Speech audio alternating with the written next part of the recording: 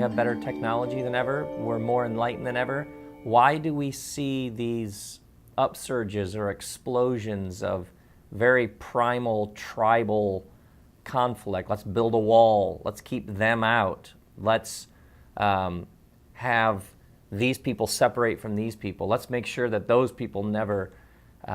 There's a French paleontologist named Pierre Chardin who wrote about 100 years ago, and he said that everything that rises must converge.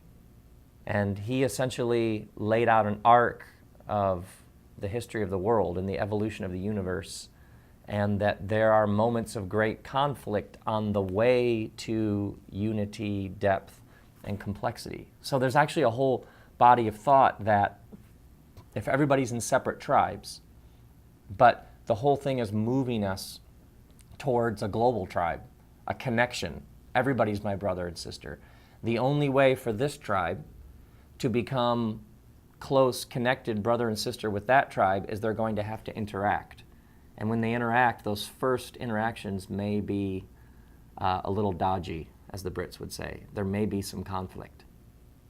I also think if you go beyond simply large-scale movement towards complexity and unity, whenever you encounter the unknown, whenever you encounter pain, loss, suffering, or something different, it will either break you open, and you will be broken open in the best kind of ways so that you become more expansive. South American Indians have this phrase. They talk about making room within yourself for the immensities of the universe. So you were always taught that these people are like this, but then one of those people moves in next door and you find out they're actually fantastic. They're actually wonderful, like the best neighbor you've ever had. Then whatever you were previously taught, whatever bias, racism, bigotry, you now have to redo all your labels and categories because they don't work, because this flesh and blood person has smashed them to pieces. So this disruption, it will either break you open and you will become more expansive, more inclusive, more of an embrace for the other, or the pain of that disruption, you will dig your heels and you will regress. You will build a bigger wall between the two of you. And I would argue that's what's happening right now is the world is shifting really fast.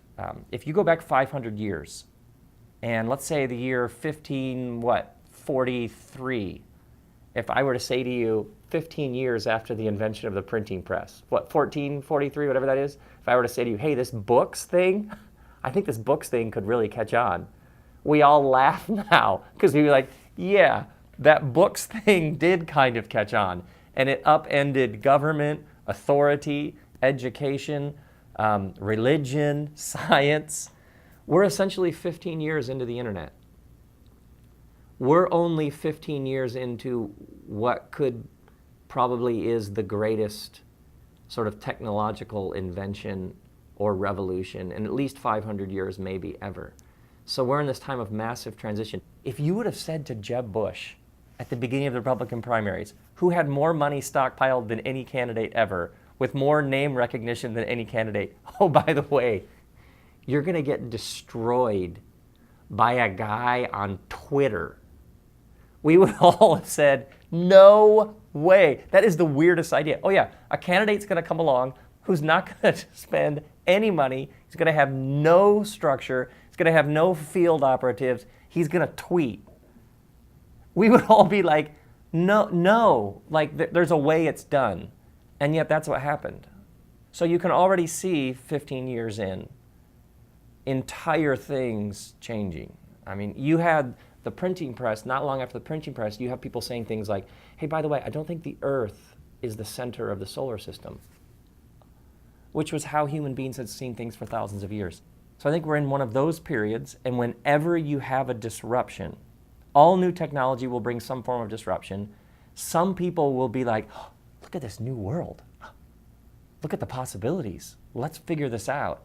And other people will dig their heels in. They will fight it.